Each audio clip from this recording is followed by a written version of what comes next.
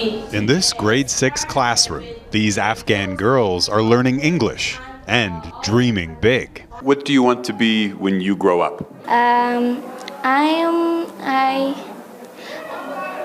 want to be a doctor. But those aspirations have just been upended. Under the Taliban, girls are not allowed to study beyond 6th grade. As a result, the student population, which had included girls up to grade 12, was just cut in half. This could now be 12-year-old Nikna's final year of education. How does she feel about that?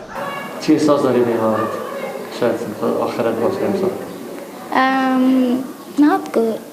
The private school's founder recently fled the country after he says he received this threatening letter from the Taliban accusing him of running the school in violation of Sharia law. The school's banners, which showed girls' faces, were torn down and the Taliban flag put up.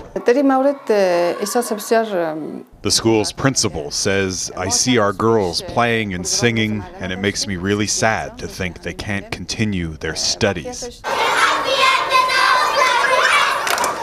Well, these girls may be deprived their education. Another generation of educated women who grew up under the previous government is now being shut out of their work.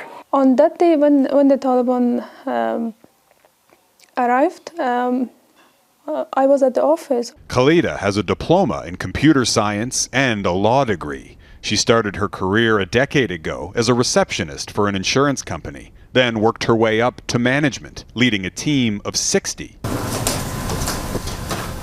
Khalida's brother has a disability that prevents him from working, leaving her as the family's main breadwinner, until the Taliban arrived in August. Then from that day, I'm at home and there is no hope and I don't know how to support my family. That's why I don't see any future for the woman in Afghanistan anymore. Khalida has family in Calgary and applied to move to Canada, but she hasn't received a response. We put Khalida's concerns about the future for women and girls directly to this senior Taliban spokesperson. All girls will be allowed to go to school and women can go to work once our government comes up with new regulations to provide them with a proper environment, he says. The Taliban made a similar commitment when it took power the first time in the 90s, but girl students were never allowed back. And Nasiba Hashimi expects that history to repeat. She and her daughters are hiding at this safe house. Even if the Taliban makes good on its promises for schools and work, she says, Afghan women will continue to be persecuted. And the scars run deep. My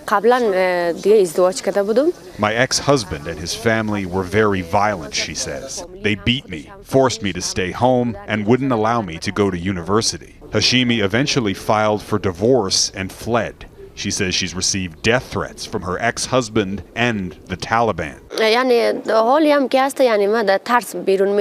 Every moment I live in fear for myself and my children, she says. With the Taliban back in power, my daughter's future could be even darker. She's also applied for refugee status in Canada, but hasn't received a response, desperately hoping her daughters won't have to follow in her footsteps. Jeff Semple, Global News, Kabul.